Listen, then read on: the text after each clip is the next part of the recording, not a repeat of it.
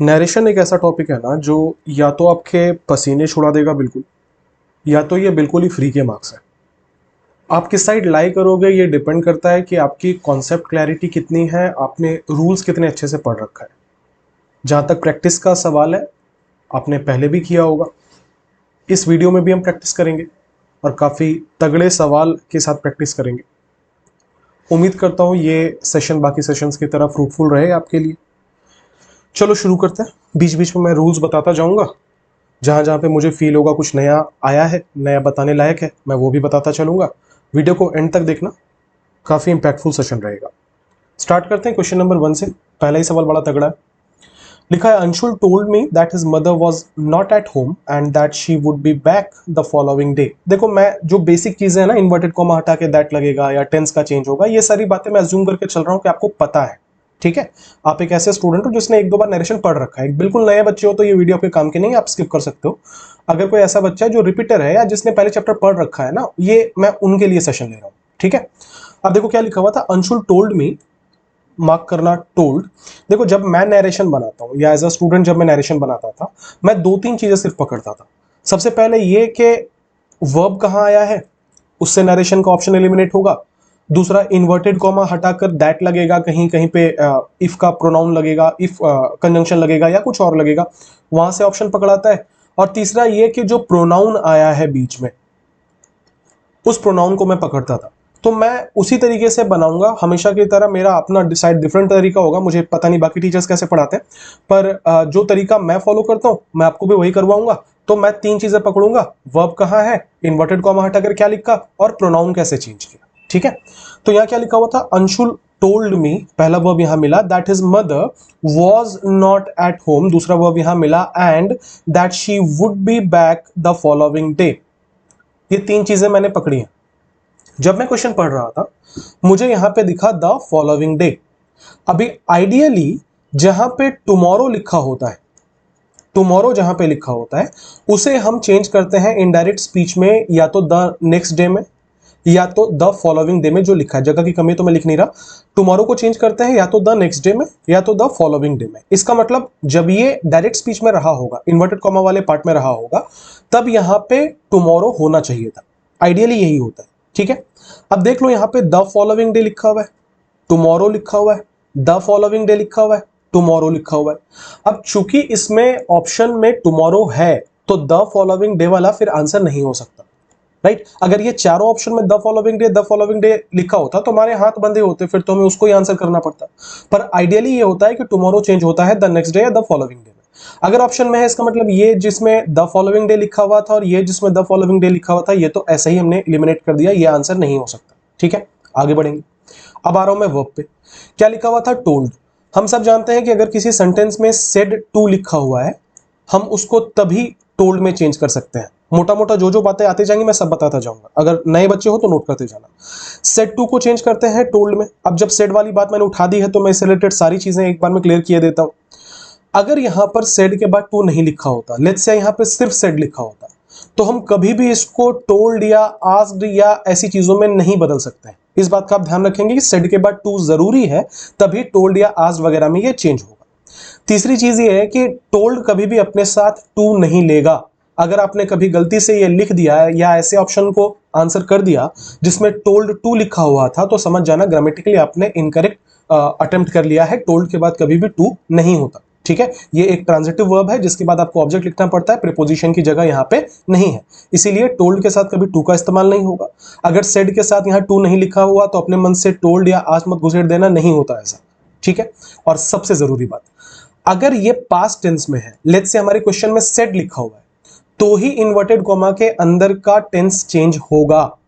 अगर ऐसा नहीं किया हुआ, लेट्स से अगर से लिखा हुआ है, अगर सेज लिखा हुआ है, अगर विल से लिखा हुआ है, इसका ये मतलब है कि हमारा जो रिपोर्टिंग स्पीच था ना, ये प्रेजेंट टेंस या फ्यूचर टेंस में अगर हो, तो आगे टेंस का कोई चेंज नहीं होता। मतलब इन्वर्टेड कॉमा के अंदर अगर उसके बाद डायनासोर भी बैठा है, तो डायनासोर को डायनासोर रहने दो। अगर इन्वर्टेड कॉमा के बाहर वाले वर्ब में प्रेजेंट टेंस का यूज है, विच मीन से या सेज यूज है या विल से यूज है, तो आगे चेंजेस मत करना टेंस का। प्रोनाउन नो डाउट चेंज होगा, पर आगे टेंस का कोई चेंज नहीं होगा। इसका मतलब जो भी चीजें हम लोग पढ़ते हैं ना कि प्रेजेंट पास्ट में बदल जाएगा, मॉडल इसमें बदल जाएगा, ये सब तभी लागू है जब बाहर में सेड लिखा हो, बाहर पास्ट टेंस में हो। जैसे रिपोर्टिंग स्पीच प्रेजेंट टेंस में हो जाता है या फ्यूचर टेंस में हो जाता है, आगे टेंस का कोई चेंज नहीं होता है। अब देखो से जितनी बातें रिलेटेड थी वो मैंने सब बता दी हैं। आगे क्वेश्चन अगर इसके बेसिस पे आया तो हमारी बल्ले बल्ले, हम ऑप्शन एलिमिनेट करके तुरंत निकल जाएंगे। ठीक है, एनीवेज, तो यहां पे अगर टोल्ड लिखा हुआ था तो हमें सेट टू चाहिए था। ऑप्शन नंबर बी और डी में दोनों में सेट टू लिखा हुआ है, तो यहां तो कोई एरर नहीं है। आगे बढ़ेंगे, यहां लिखा हुआ है दैट, इन्वर्टेड कॉमा हटा के दैट ही होना चाहिए था। लिखा हुआ है हिज मदर वॉज। अच्छा, वॉज अगर यहां पे लिखा हुआ है तो जरूर प्रेजेंट टेंस में क्या रहा होगा, या तो इज रहा होगा, या तो एम रहा होगा, या तो आर रहा होगा। इज एम आर को चेंज किसमें करते हैं, वॉज में। बहुत ही इंपॉर्टेंट बात बता रहा हूं, बहुत ध्यान से मेरी बात को सुनना। इन दोनों ऑप्शन में टेंस में क्या चेंज था, लिखा हुआ था माई ब्रदर इज, यहां लिखा हुआ था माई ब्रदर वॉज। हम जब इस सेंटेंस को चेंज करेंगे, Anshul said to me my mother is, इसको जब हम चेंज करेंगे तो क्या बनेगा, Anshul told me his mother was. यहां इज किस में बदलेगा साहब, वॉज में बदलेगा। ऐसा क्यों, क्योंकि हमने नरेशन में पढ़ रखा है is am are was were में चेंज होता है, या प्रेजेंट कंटिन्यूअस पास्ट कंटिन्यूअस में चेंज होता है, ये हमने पढ़ा। या सिंपल प्रेजेंट सिंपल पास्ट में चेंज होता है, ये हमने पढ़ रखा है। इस क्वेश्चन को अगर हम ऑप्शन नंबर डी को देखें, क्या लिखा हुआ है, Anshul said to me his mother was not at home. अब समझना, अब जो बच्चे रिपीट मतलब काफी टाइम से पढ़ो, बोले सर एक ही क्वेश्चन में कितना टाइम पास कर रहे हो, देखो मुझे सबको समझाना है, ठीक है। और जो बातें मैं बता रहा हूं ना, ये अगर आप अच्छे तरीके से सीख जाओगे तो ऑप्शन देख के 10 सेकंड में आंसर करने लगोगे, ठीक है। मैं क्या बोल रहा हूं, ध्यान से सुनना। जब आप किसी सेंटेंस में वॉज का यूज करते हैं और वर का यूज करते हैं, और आप इसको as a main verb use कर रहे हैं, ये बातें मैं अपने प्रीवियस वीडियोस में समझा चुका हूं। वॉज या वर्ब का यूज कर रहे हैं और as a main verb use कर रहे हैं, क्योंकि his mother was not at home में और कहीं पे कुछ भी नहीं है जहां पे आप इसको हेल्पिंग वर्ब मान सको, कोई मेन वर्ब इसके बाद नहीं है। इसका मतलब ये मेन वर्ब जैसा यूज हो रहा है। अच्छा, मेन वर्ब जैसा अगर ये यूज हो रहा है तो मैं क्या ये कह सकता हूँ कि वर्ब का दूसरा फॉर्म है। हमने बी वाला फॉर्म पढ़ा, याद करो, बेस फॉर्म होता है बी, प्रेजेंट टेंस होता है इज एम आर, V2 होता है वॉज और वर, इसका मतलब ये V2 है। अच्छा, नरेशन में हमने ये भी पढ़ा है कि जब भी आप V2 को चेंज करो, मतलब सिंपल पास्ट को चेंज करो, तो वो हमेशा किस में चेंज होता है, पास्ट परफेक्ट में। मतलब किस में चेंज होता है, हैड प्लस V3। इसी में चेंज होगा ना, किस में चेंज होगा, हैड प्लस V3 में। तो अगर ये ऑप्शन आंसर होता, ऑप्शन नंबर डी अगर आंसर होता, तो आपको नहीं लगता कि ये वॉज को चेंज करके हैड बीन होना चाहिए था ऊपर।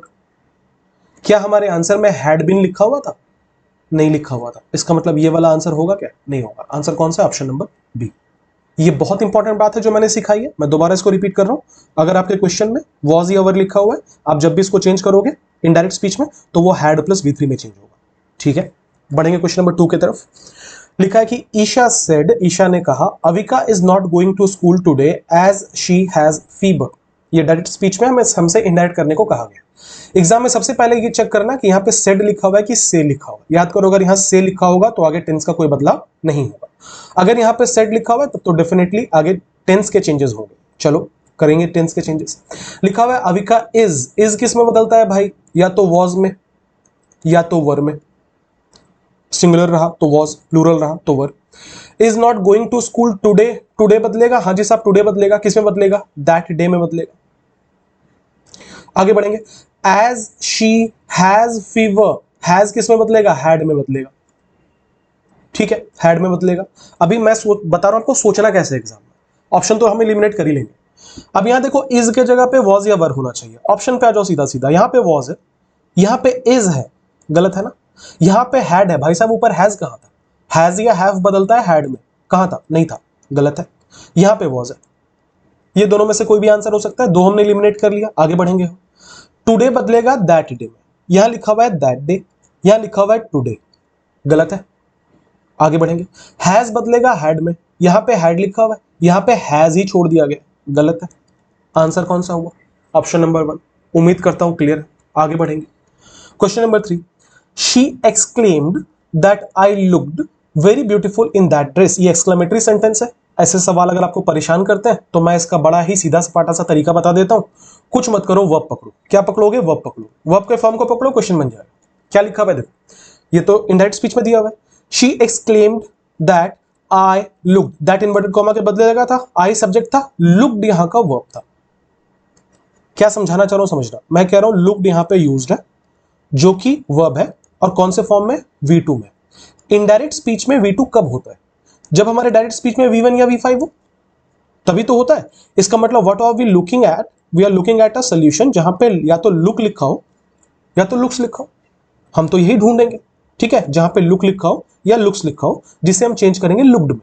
आ जाओ ऑप्शन पे, यहां पे लुक लिखा हुआ है, यहां पे लुक है, यहां पे लुक्स है, यहां पे लुक्ड है, लुक्ड नहीं हो सकता। क्यों नहीं हो सकता, फिर से वही बात, ये V2 हो जाएगा।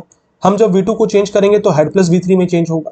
हैड लुक्ड होना चाहिए था, ऊपर तो हैड लुक लिखा हुआ नहीं है, इसका मतलब ये वाला गलत है। क्लियर, आगे बढ़ेंगे। यहां लिखा हुआ था she exclaimed that I looked very beautiful in that dress. ये दैट किस में बदलेगा, दिस में, क्योंकि डायरेक्ट स्पीच में दिस रहा होगा तभी तो वो दैट बनेगा ना। क्लियर है, इसका मतलब यहां पे दिस होना चाहिए था, तीनों ऑप्शन में दिस है। चलो अब अच्छा सवाल है, ये यहां से नहीं कट रहा, हमें सारा ऑप्शन पढ़ना पड़ेगा, थोड़ा सा टाइम लगेगा, चलो टाइम देंगे। ऑप्शन नंबर ए में लिखा हुआ था शी सेड, उसने कहा how beautiful I look in this dress. क्या प्रोनाउन यूज किया गया भाई, यहां पे आई लुक लिखा हुआ है। क्या लिखा हुआ है, आई लुक लिखा हुआ है। जो समझा रहा हूं बड़े आराम से समझना, बहुत ही अच्छा सवाल है, ठीक है। एक रूल होता है SON रूल, सन रूल भी कहते हैं इसको।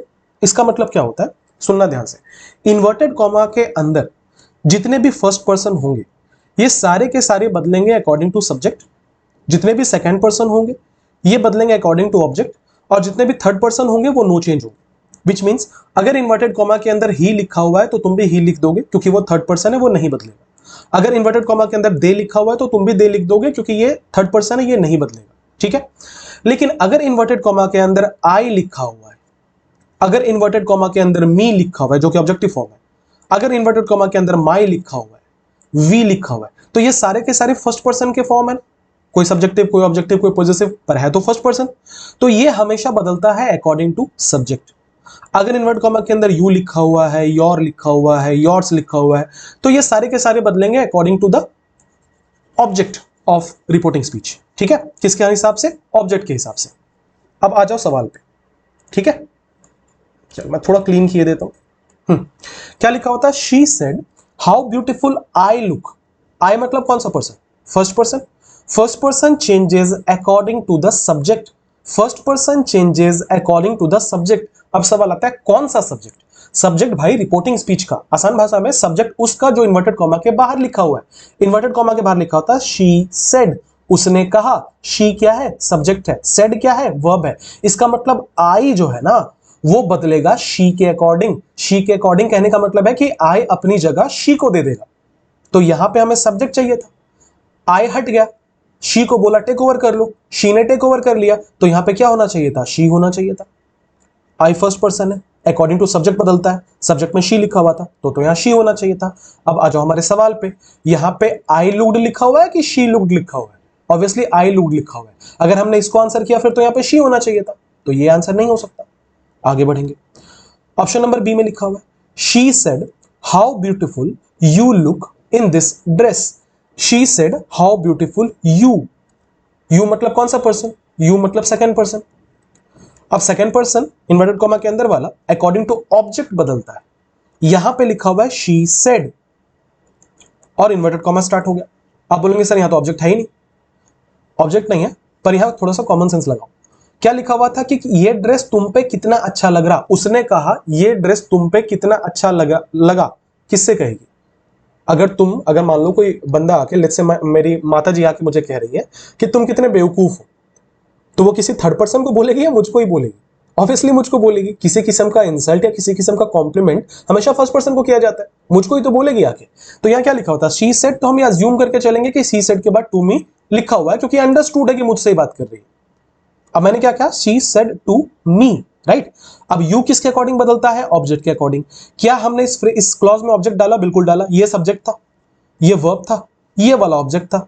चलो ऑब्जेक्ट के अकॉर्डिंग बदला मतलब मी के अकॉर्डिंग बदला। तो जैसे हमने यहां पे आई को हटा के शी लिख दिया, हम यू को हटा के मी लिख देते हैं। नहीं लिख सकते, क्यों नहीं लिख सकते, आई सब्जेक्ट था, आपने इसे हटाया, आप शी को लेकर आए, शी भी सब्जेक्ट है। यू सब्जेक्ट था, आपने इसको हटाया और मी लेके आ गए, भाई ये तो ऑब्जेक्ट है। सब्जेक्ट हटाओगे सब्जेक्ट आएगा, ऑब्जेक्ट हटाओगे ऑब्जेक्ट आएगा, ऐसा ही तो चलता है। पॉजेसिव हटाओगे पॉजेसिव आएगा। तो यहां से आपने सब्जेक्ट हटाया तो सब्जेक्ट लेके आओ, सब्जेक्ट लेके आओगे तो मी का सब्जेक्टिव फॉर्म क्या होता है, आई होता है। इसका मतलब क्या चाहिए, आई चाहिए। ठीक है, मैं इतना इसलिए तोड़ रहा हूं ना क्योंकि जहां भी कंफ्यूजन हो आपको, पहले आपको अगर आपको नरेशन नहीं समझ में आया तो इन्हीं कंफ्यूजन की वजह से नहीं समझ में आया। तो जहां जहां कंफ्यूजन है सब चीज क्लियर करो। और ये शुरू में मैं इतना टाइम दे रहा हूं, अगर फिर से ऐसा ही क्वेश्चन मिला तो मैं इतना टाइम थोड़ी दूंगा। ठीक है, अभी तो मैं समझा रहा हूं सिर्फ। तो यू क्या है, second person, according to object change होगा। ऑब्जेक्ट में क्या लिखा हुआ था, मी, यहां क्या चाहिए था, आई। क्या हमारे क्वेश्चन में आई लिखा हुआ है, बिल्कुल आई लिखा हुआ है। आंसर तो हो सकता है, इसके होने के चांसेस है। सी में आ जाओ, she said how beautiful she looks. अच्छा, शी क्या है, थर्ड पर्सन है या नहीं है, थर्ड पर्सन नो चेंज होता है, इसका मतलब शी का शी छोड़ना पड़ेगा। अगर हमने शी का शी छोड़ दिया तो ऊपर तो फिर शी आंसर होना चाहिए था, आई क्यों लिखा हुआ भाई, ये आंसर नहीं हो सकता। आंसर कौन सा, ऑप्शन नंबर बी। अब इतनी चीजें ना आपको 20 से 30 सेकंड में करनी है, प्रैक्टिस करोगे तो ये चीजें आ जाएंगी। ठीक है, मैं तो समझा रहा हूं इसलिए मुझे 3-4 मिनट लग गया।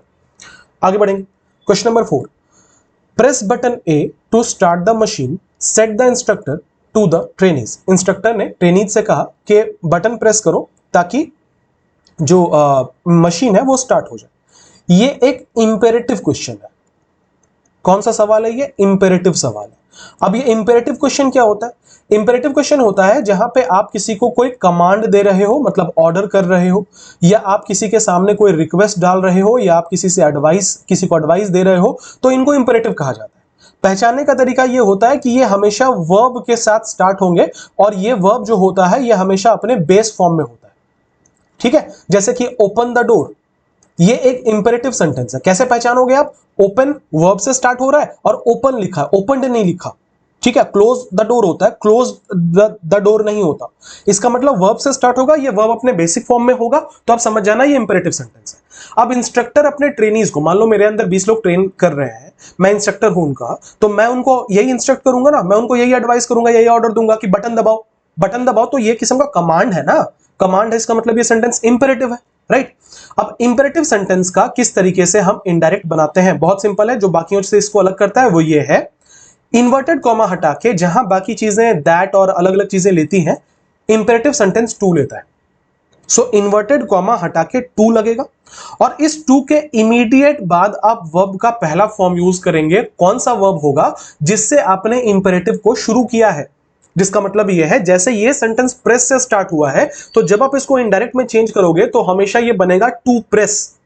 क्लोज द डोर तो बनेगा to close, open the gate तो बनेगा टू ओपन। अगर मैं बोलूंगा bring a glass of water तो बनेगा टू ब्रिंग।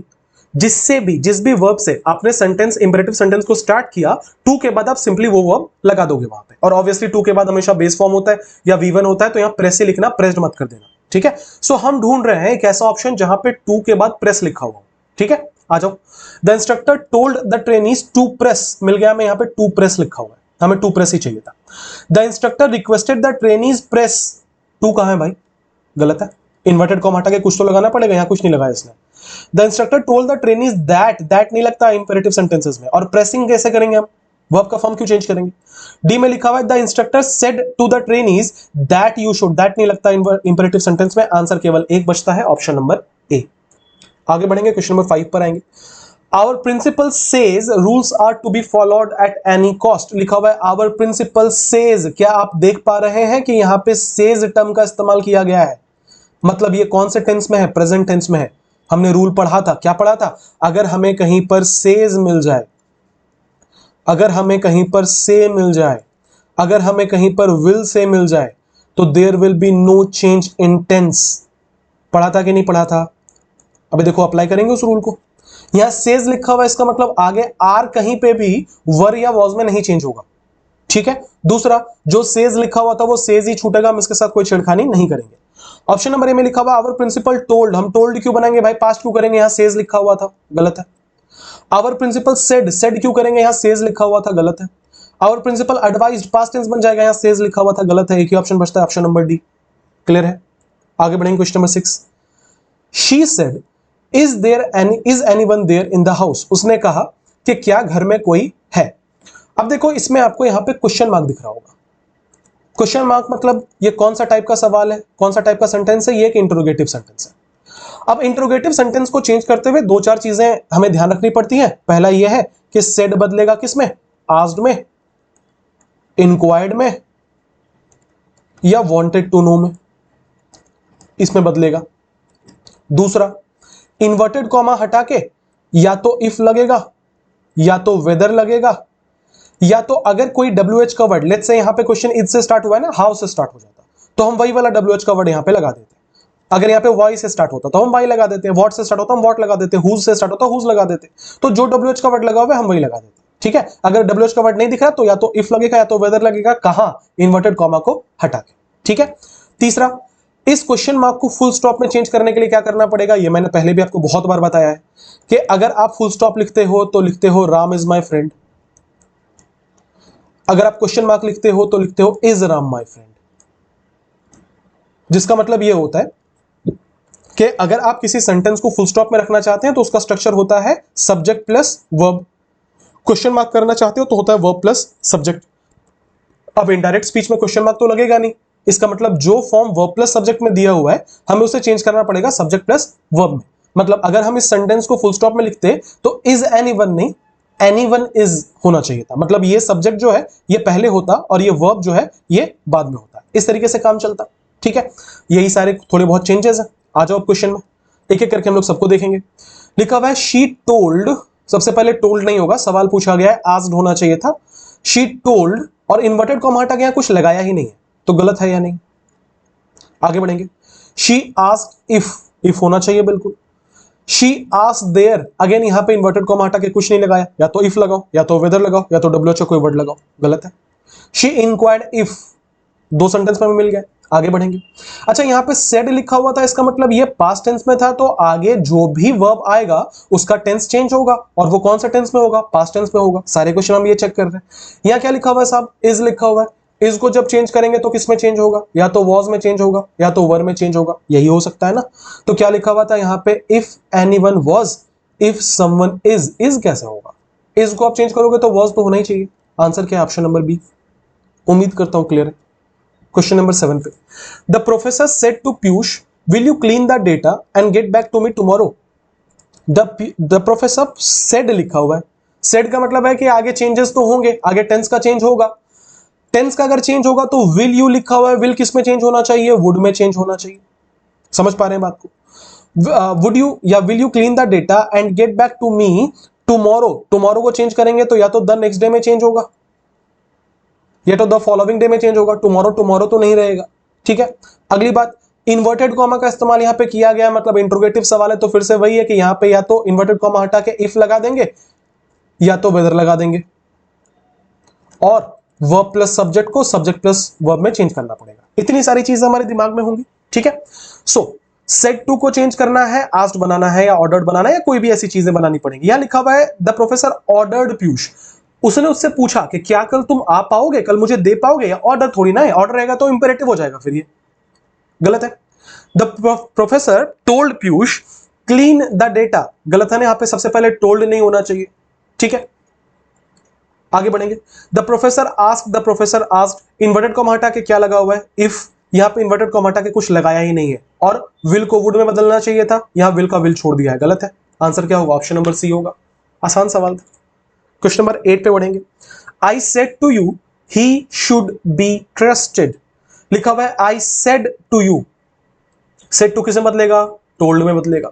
ठीक है, I said to you, inverted comma हटाएंगे, दैट लगेंगे क्योंकि फुल स्टॉप वाला नॉर्मल सेंटेंस है। ही कौन सा पर्सन है, थर्ड पर्सन है। सन रूल लगा लो, सन रूल क्या कहता है, अगर थर्ड पर्सन का प्रोनाउन मिला इन्वर्टेड कॉमा के अंदर तो नो चेंज, मतलब ही का ही छूटेगा। शुड ऑलरेडी एक ऐसा मॉडल है जिसको पास्ट में भी यूज करते हैं, तो यहां तो हम इसको कोई चेंज नहीं कर सकते, बाकी चीजें जैसे कि वैसी रह जाएंगी, कोई चेंज नहीं होगा। बहुत सिंपल सवाल है। सेट टू को सबसे पहले टोल्ड में बदलिए, टोल्ड है, टोल्ड है, टोल्ड है, आस्क्ड है, क्या यहां पे कोई सवाल पूछा गया था, क्या यहां पे क्वेश्चन मार्क था, नहीं था, ये आंसर नहीं हो सकता। आगे बढ़ेंगे।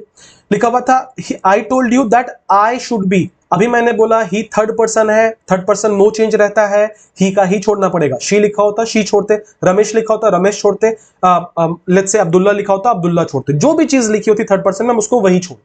ठीक है, इसका मतलब यह है कि यहां पे आई का इस्तेमाल नहीं कर सकते, गलत है। यहां पे यू का इस्तेमाल नहीं कर सकते, गलत है, ही का ही छोड़ना है, ही एक ही जगह पे है। आंसर क्या होगा, option number C. Question number 9 पे बढ़ेंगे।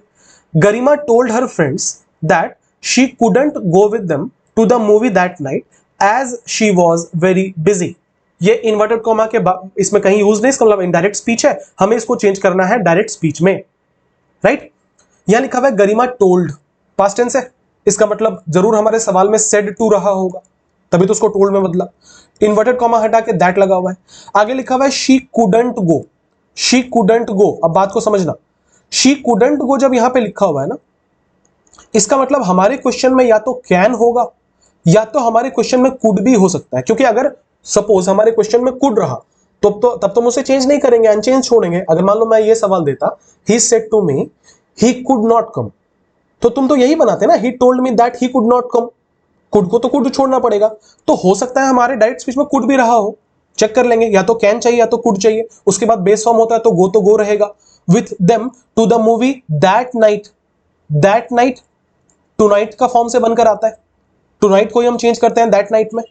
As she was very busy, was अगर है इसका मतलब हमारे क्वेश्चन में क्या होना चाहिए, इज एम आर। इतने ही तो चेंजेस होंगे, रिपीट कर रहा हूं। यहां पे कुड लिखा हुआ है तो हम ये अज्यूम करके चल रहे हैं हमारे डायरेक्ट स्पीच में या तो कैन रहा होगा या तो कुड रहा होगा। आगे दैट नाइट लिखा हुआ था, जरूर हमारे क्वेश्चन में टू नाइट रहा होगा जिसको उसने दैट नाइट में चेंज किया होगा। आगे वॉज लिखा हुआ था, जरूर हमारे क्वेश्चन में इज एम आर रहा होगा, तभी उसको वॉज में चेंज किया होगा। अब इतनी चीजें हम चेक कर लेंगे। यहां पे कांट लिखा हुआ है, यहां पे कांट लिखा हुआ है, यहां पे कुडंट है, यहां पे कुडंट है, राइट। यहां से तो कोई ऑप्शन नहीं कटा। आगे बढ़ेंगे, लिखा हुआ था दैट नाइट, दैट नाइट जरूर टू नाइट रहा होगा, यहां पे टू नाइट था, यहां पे दैट नाइट था, गलत है या नहीं है, डेफिनेटली गलत है। आगे बढ़ेंगे, यहां पे भी दैट नाइट लिखा हुआ है, गलत है, हमें टू नाइट चाहिए, टू नाइट लिखा हुआ है। अच्छा आगे बढ़ेंगे, यहां पे क्या लिखा हुआ था, she was very busy, was किसका फॉर्म होना चाहिए था, इज एम आर का। यहां पे आई एम लिखा हुआ है, यहां पे आई वॉज लिखा हुआ है। सोचो, दिमाग पे जोर डालो, इस वाले क्वेश्चन को अगर ऑप्शन नंबर डी उठा रहा हूं मैं, अगर मैं ऑप्शन नंबर डी को चेंज करता, मैंने यहां तक चेंज किया, फिर लिखा हुआ था आई वॉज वेरी बिजी, क्या मैंने आपको क्वेश्चन नंबर 1 में नहीं बताया कि वॉज वर्ब का दूसरा फॉर्म होता है और जब आप इसको चेंज करते हो तो हैड बनता है। अगर आगे कोई मेन वर्ब नहीं दिया हुआ तो हैड बीन बनेगा। इसका मतलब अगर ऑप्शन नंबर डी आंसर था तब तो यहां पे वॉज करेक्ट नहीं है, फिर होना चाहिए था she had been very busy. अगर हैड बीन होता तो हम मानते आंसर करेक्ट है, लेकिन यहां पे वॉज है और यहां भी वॉज है, इसका मतलब ये वाला तो आंसर नहीं है। आंसर कौन सा है, ऑप्शन नंबर ए। आगे बढ़ेंगे, question number 10, my brother told me that I could see any film I wanted to on TV. मेरे भाई ने मुझसे कहा कि तुम कोई भी फिल्म देख सकते हो जो तुम्हें देखना है टीवी पर। अब अगेन ये इनडायरेक्ट स्पीच में है तो कहां कहां चेंजेस है ध्यान देंगे उस पर।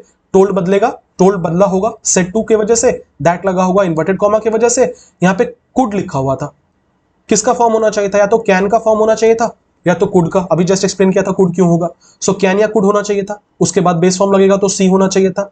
आगे था I wanted to watch, wanted verb का दूसरा फॉर्म है, इसका मतलब जरूर हमारे क्वेश्चन में या तो वांट रहा होगा या तो वांट्स रहा होगा, मतलब या तो V1 रहा होगा या तो V5 रहा होगा, जिसको हमने चेंज करके क्या बनाया है, V2 बनाया है। ठीक है, आ जाओ ऑप्शन पे, लिखा हुआ यू कुड कैन, यहां से तो ऑप्शन नहीं कटा। आगे बढ़ते हैं, वांटेड हम ढूंढ रहे हैं या तो वांट होना चाहिए या तो वांट्स होना चाहिए, यह वांटेड लिखा हुआ है। देखो फिर से वही वाली बात, मैं बार बार क्यों एक्सप्लेन कर रहा हूं, क्योंकि बड़ी क्रूशियल चीज है और स्टूडेंट अक्सर मिस कर जाते हैं। वांटेड वर्ब का दूसरा फॉर्म होता है, जब आप इसको इनडायरेक्ट स्पीच में चेंज करते हो तो क्या बनना चाहिए, हैड वांटेड बनना चाहिए कि नहीं बनना चाहिए, मतलब हैड प्लस V3 बनना चाहिए कि नहीं बनना चाहिए। अगर हमारा आंसर ऑप्शन नंबर ए रहा होता तो वांटेड को चेंज करते तो हैड वांटेड होना चाहिए था। क्या हमारे सवाल में हैड वांटेड था, नहीं था साहब, तो ये गलत है कि नहीं।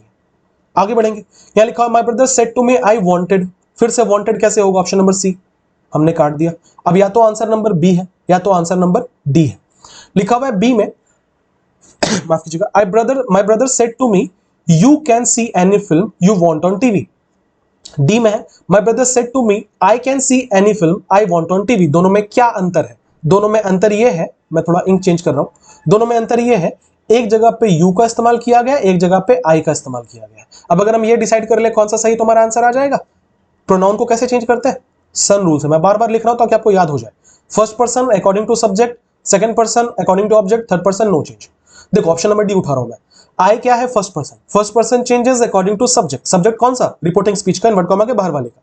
सो ये first person according to subject change होता है। सब्जेक्ट में क्या लिखा, माय ब्रदर मतलब क्या, मेरा भाई। अगर मेरा भाई, माय ब्रदर के लिए मैं कोई प्रोनाउन यूज करना चाहूं तो मैं क्या यूज करना चाहूंगा, ही, शी तो नहीं बोल सकते भाई को, दे तो नहीं बोल सकते, सिंगुलर है, तो यहां पे ही होना चाहिए। इस हिसाब से अगर हम आई को रिप्लेस करें तो आई हटा के तो ही होना चाहिए था। ऑप्शन में क्या यहां पे ही लिखा हुआ था या आई लिखा हुआ था? ऑप्शन ऑब्वियसली आई लिखा हुआ था, इसका मतलब ये वाला तो आंसर नहीं हो सकता। एक बार जरा यहां से चेक कर लो तो, यू मतलब second person according to object, object क्या है? मी, किसके हिसाब से चेंज होगा? मी के हिसाब से। अगर मी के हिसाब से चेंज होगा तो सब्जेक्ट में क्या बनना चाहिए? आई बनना चाहिए। आई बना है कि नहीं बना? बना है। इसका मतलब हमारा आंसर कौन सा होगा? ऑप्शन नंबर बी होगा कि नहीं होगा? आगे बढ़ेंगे, क्वेश्चन नंबर 11 देखेंगे। लिखा हुआ है the prime minister has said the government will extend help to the unorganised sector. Prime minister ने कहा कि गवर्नमेंट मदद करेगी अनऑर्गेनाइज्ड सेक्टर की। The prime minister has said लिखा हुआ है, ध्यान देंगे यहां पे। इसका मतलब हमारा जो रिपोर्टिंग स्पीच है वो कौन से टेंस में बना भाई साहब? प्रेजेंट टेंस में बना। क्या हमने रूल पढ़ा इससे रिलेटेड? बिल्कुल पढ़ा कि अगर प्रेजेंट टेंस में होगा तो आगे टेंस का कोई चेंज नहीं होना चाहिए, और हम इसको भी नहीं बदल सकते। जिसका मतलब है अगर हमारे सवाल में हैज सेड है तो हम इसका हैज सेड का हैज सेड छोड़ेंगे। यहां पे सेड लिखा हुआ था, गलत है। यहां पे हैज सेड है ऑप्शन नंबर बी में। सी में सेड लिखा हुआ है, गलत है। डी में हैज सेड है, या तो आंसर बी है या तो आंसर डी है। अच्छा, आगे अगर टेंस का कोई चेंज नहीं होगा तो विल का तो विल छोड़ना पड़ेगा, राइट? यहां पे देखना ऑप्शन नंबर बी में, the prime minister has said the government extend, will कहां गया? विल गायब है, विल खा गए, ये गलत है। आंसर कौन सा है? Option number D. आगे बढ़ेंगे, question number 12। The tailor said to him, said to लिखा हुआ है, इसका मतलब आगे टेंस का चेंजेस होगा। सेड टू को चेंज करेंगे, किसमें चेंज करेंगे? टोल्ड में। इन्वर्टेड कॉमा हटा के दैट लगेगा, ये सारी बातें ऑब्वियस है। योर प्रोनाउन है, ये बदलेगा। Your shirt will be, will को चेंज करेंगे, क्या बनेगा? वुड बनेगा।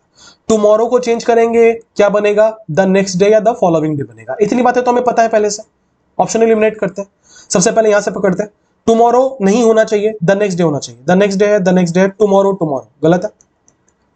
ठीक है, आगे बढ़ेंगे। सेड टू की जगह पे टोल्ड होना चाहिए, दोनों में लिखा हुआ है। योर शर्ट विल, विल के जगह पे वुड होना चाहिए। इस ऑप्शन में विल के जगह पे विल लिखा हुआ था, टेंस का चेंज नहीं किया इसने। आंसर कौन सा है? Option number B. आगे बढ़ेंगे, question number 13। The commander ordered the soldiers to climb the हिल।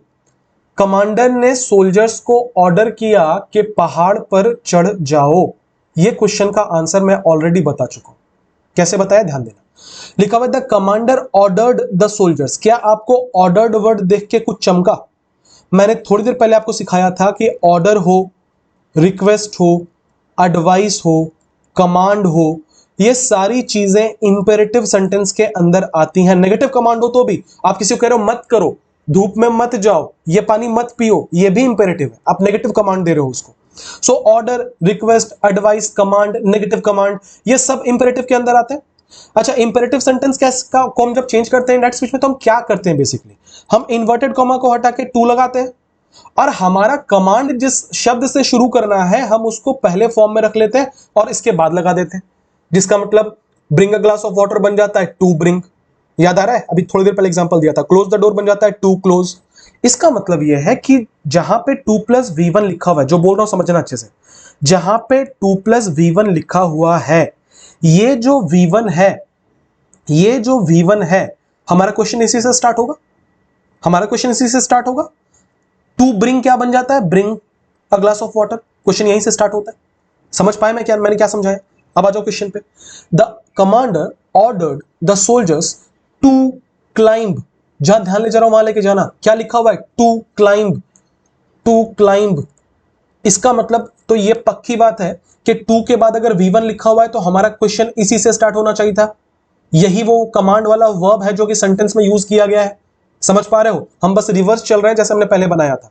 इसका मतलब यह है कि जब भी हम क्वेश्चन को शुरू करेंगे तो क्लाइंब से होना चाहिए, inverted comma start, inverted comma climb से स्टार्ट होना चाहिए। आ जाओ ऑप्शन पे, गो एंड क्लाइंब। अगर ये हमारा आंसर होता तो हमने गो वर्ड को क्या किया? खा गए हम यहां से? नहीं हो सकता आंसर। क्लाइंब द हिल हो सकता है। प्लीज क्लाइंब द हिल, अच्छा प्लीज क्लाइंब तो रिक्वेस्ट हो जाएगा। यहां पे तो साफ साफ शब्दों में ऑर्डर्ड लिखा हुआ है। आंसर हो सकता है क्या? नहीं हो सकता। स्टार्ट क्लाइंबिंग द हिल, अगर ऐसा होता तो हमारा कमांड वाला वर्ड किससे स्टार्ट होना चाहिए था? स्टार्ट से। कमांड वाला सेंटेंस रादर किससे स्टार्ट होना चाहिए था? स्टार्ट से। विच मींस जब हम इन्वर्टेड कॉमा को लगाएंगे तो टू स्टार्ट हमारा इनडायरेक्ट बनेगा। यहां टू स्टार्ट बना था, टू क्लाइंब बना था, टू क्लाइंब बना था। आंसर कौन सा है? Option number B.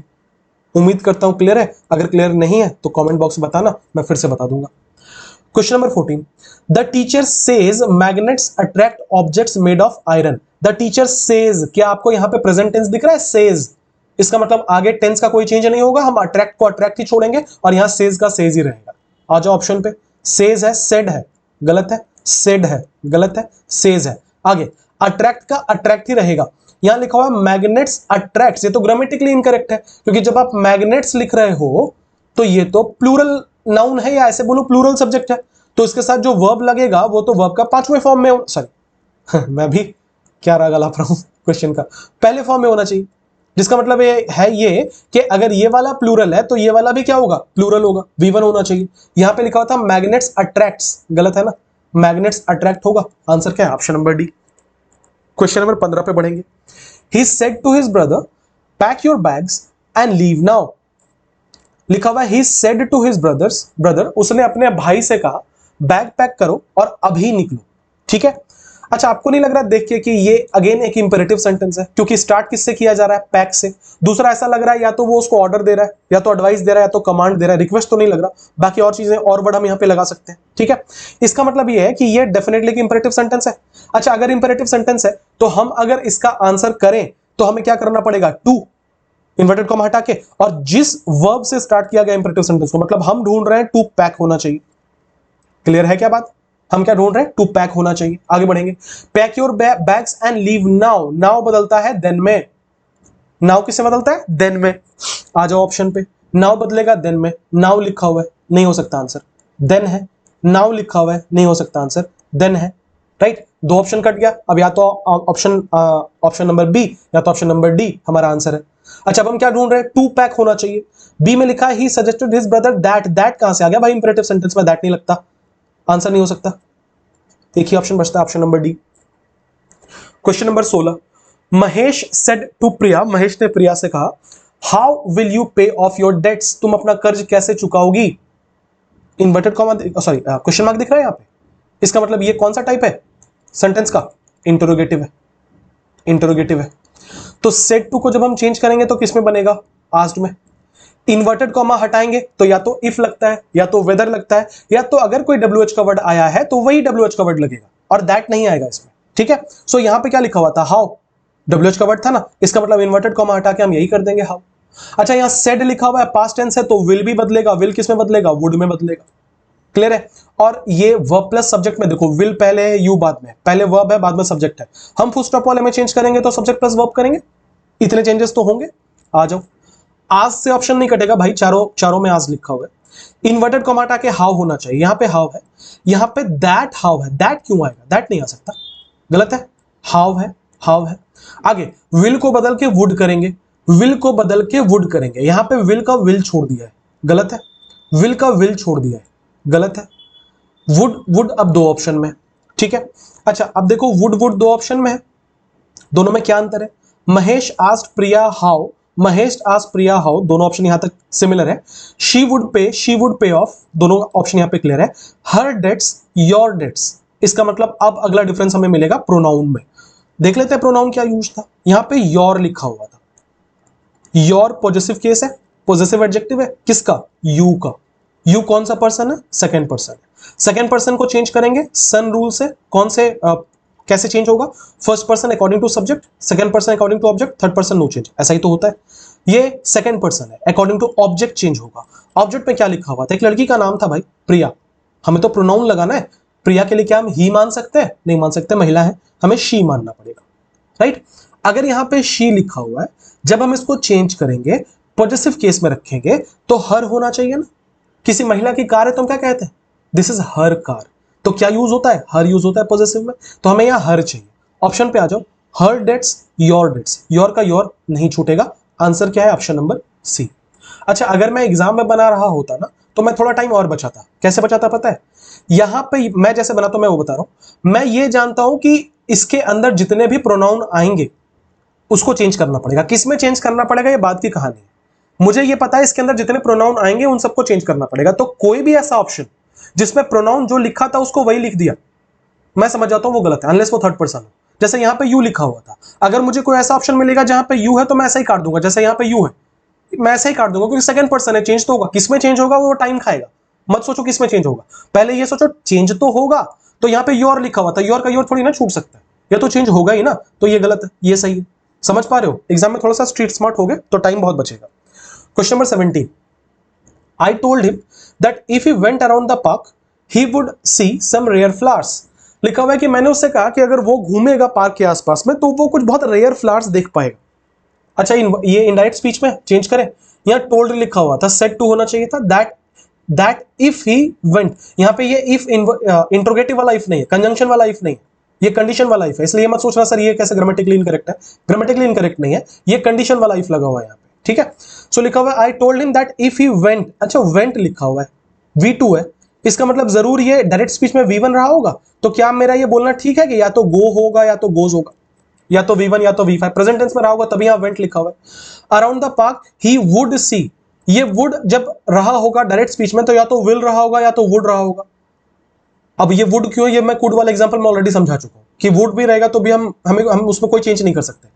तो हम लोग एक ऐसा ऑप्शन ढूंढ रहे हैं जिसमें वेंट के जगह पे गो या गोज हो और वुड के जगह पे या तो विल हो या तो वुड हो और इसके बाद बेस फॉर्म लिखा हो, इसके बाद सी लिखा हो, ठीक है। आ जाओ ऑप्शन पे।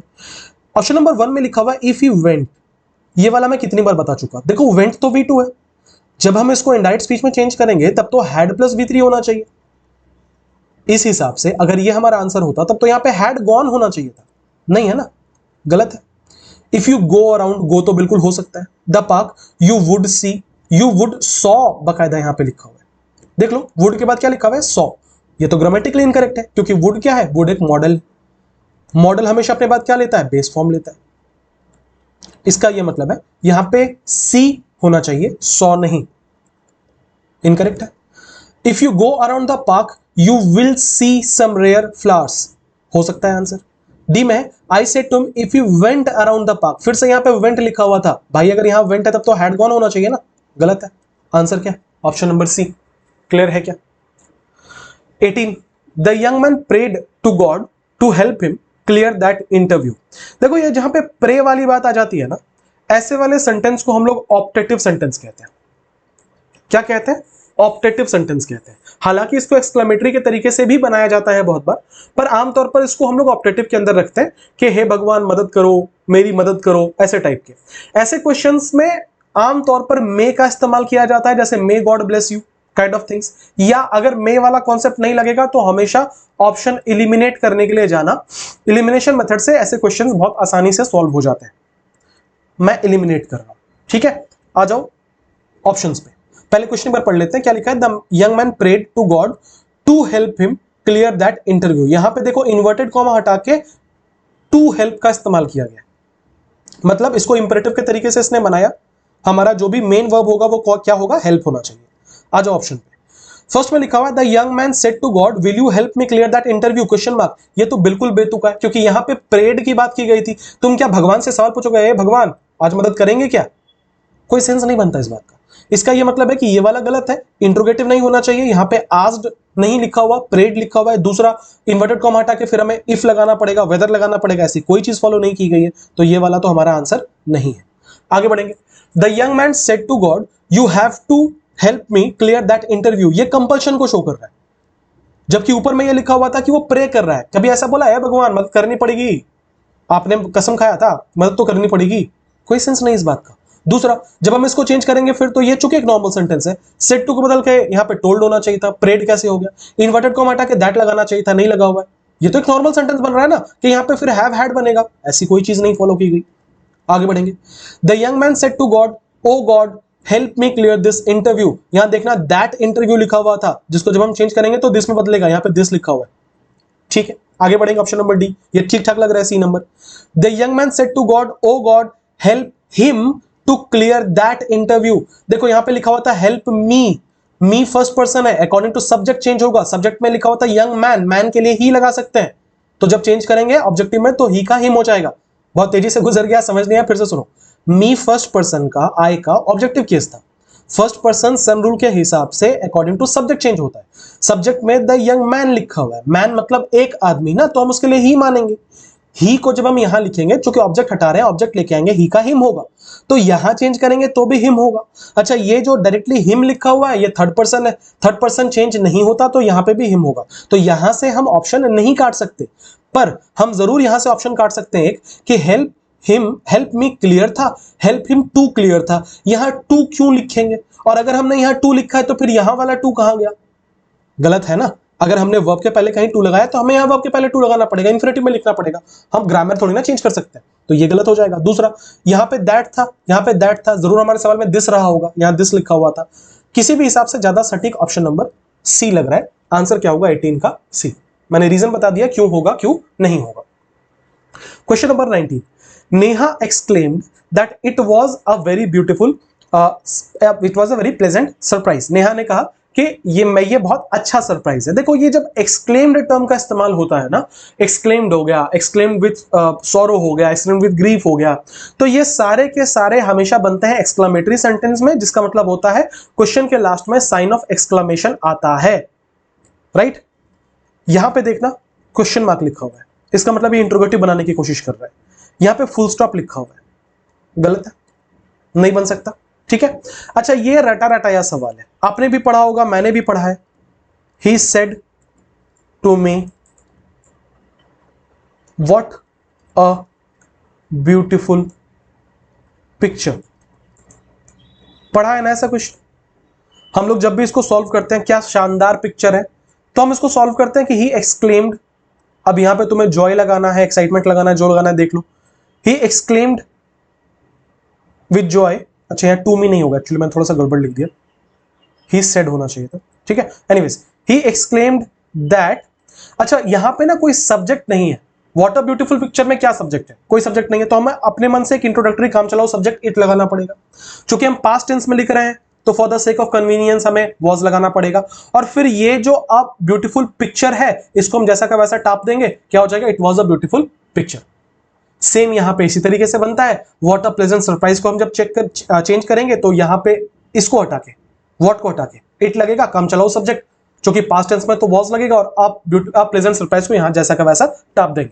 कुछ चीजें याद करने वाली होती हैं, ये टाइप मेरे हिसाब से याद करने वाला है, क्योंकि इसमें बहुत ज्यादा ग्रामर, बहुत ज्यादा लॉजिक लगता है। जब मैं जबरदस्ती बोल दूं कि व्हाट सब्जेक्ट नहीं था इसलिए यहां सब्जेक्ट लगाया गया, वो सारी बातें ठीक है, पर उतनी समझने की जरूरत ही नहीं है। सीधा सीधा एक टाइप है जो थोड़ा सा डिफरेंट बनता है, उसको याद कर जाओ। यहां हाव लिखा हुआ था, हाव नहीं हो सकता।